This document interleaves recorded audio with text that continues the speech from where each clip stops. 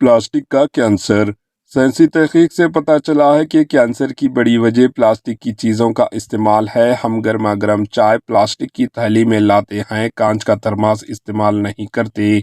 Plastic की प्यालियों में गर्मा गर्म चाय डालकर पीते हैं। ये प्लास्टिक इंतहाई कीमियाई किस्म का होता है और इसका जहर गर्मी से पिघलकर चाय में तहलील होकर हमारे पेट के अंदर जा रहा है।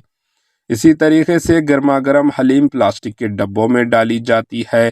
गर्मा गर्म बिरयानी प्लास्टिक के डब्बों में डालकर हम घर लेकर आते हैं और खाते हैं।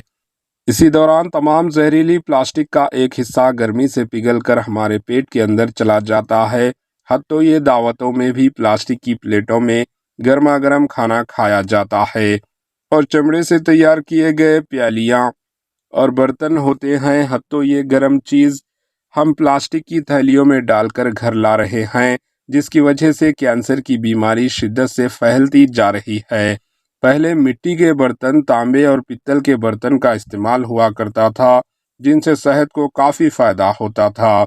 मौजूदा प्लास्टिक के इस्तेमाल को हम अगर इस्तेमाल करना बंद करके मिट्टी या धाती बर्तन के इस्तेमाल को फ़रोग देना चाहिए, ताकि कैंसर जैसे बीमारी से बचा जा सके। आपकी राय कमेंट के जरिए ज़रूर बताएं। Bureau report, AHN news.